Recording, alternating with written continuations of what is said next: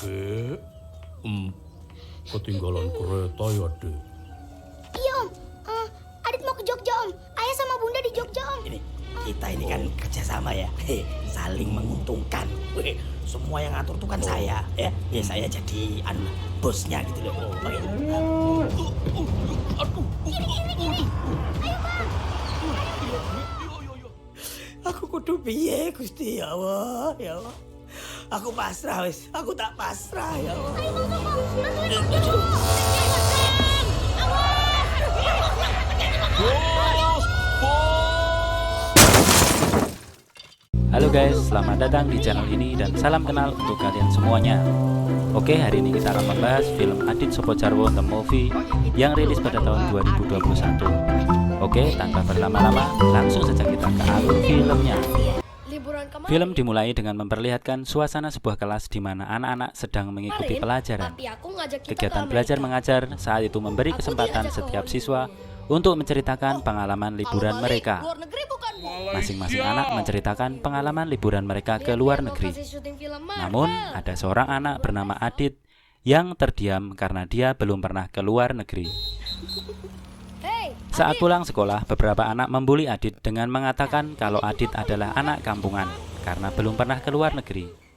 Mentok-mentok cuma ke Jogja.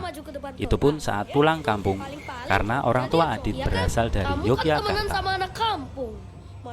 Skin berubah memperlihatkan bapaknya Adit yang sedang galau karena diputus hubungan kerja atau PHK. Istrinya sedang dalam kondisi hamil, dan tentunya ini menjadi masalah yang berat untuknya. Sesampainya di rumah, Adit menanyakan rencana liburan keluarganya.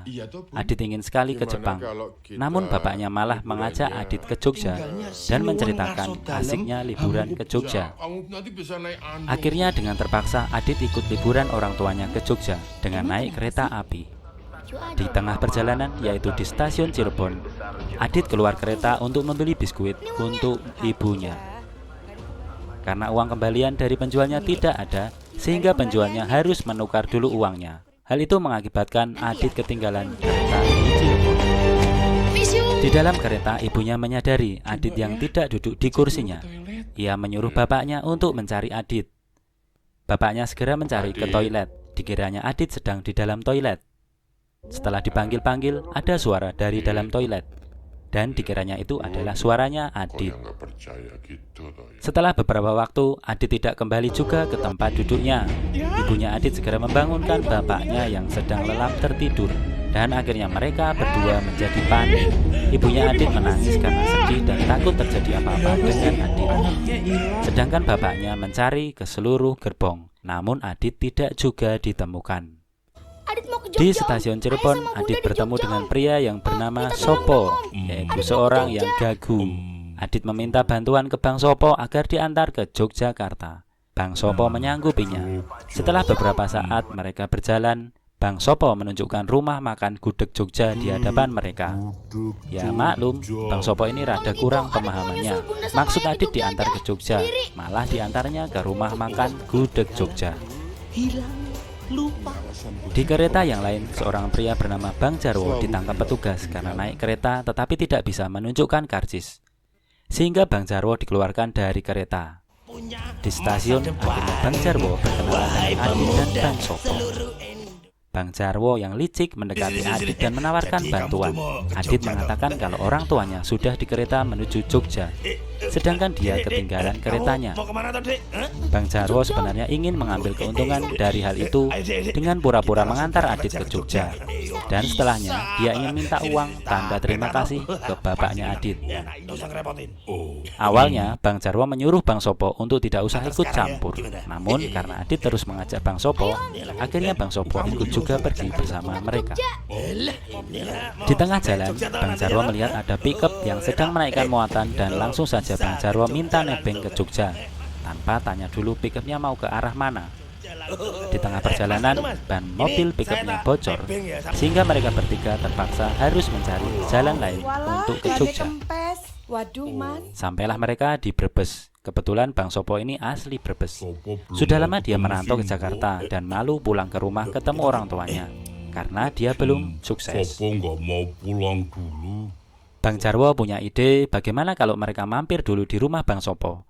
Siapa tahu bisa mendapat makan gratis. Lalu mereka meneruskan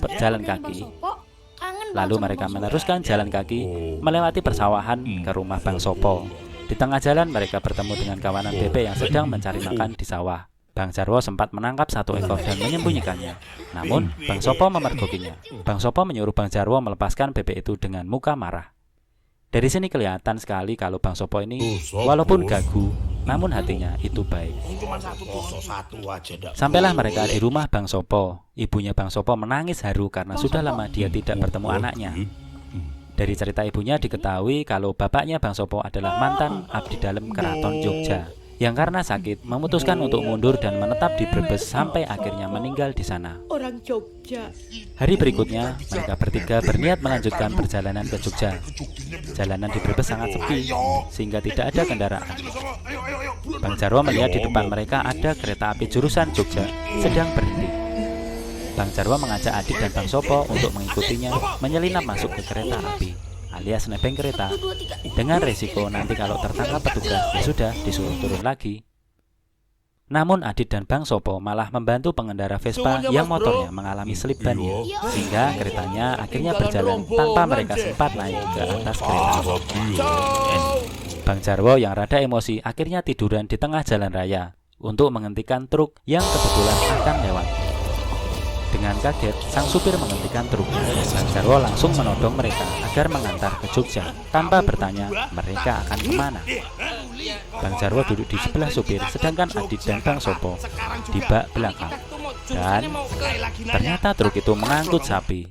Itulah yang membuat Adit dan Bang Sopo takut kalau sapinya menendang mereka atau menekan mereka dengan badannya. Setelah melanjutkan perjalanan, mereka melihat ada razia polisi. Karena ketakutan, Bang Jarwo langsung keluar dan mengajak yang lain untuk lari saja menghindari polisi. Polisinya mengejar mereka, namun sia-sia. Mereka berhasil meloloskan diri. Tanpa sengaja, mereka berjumpa dengan bus wisata di tengah jalan. Langsung saja Bang Jarwo minta bantuan untuk membawa mereka bertiga tanpa bertanya dulu bisnya mau kemana.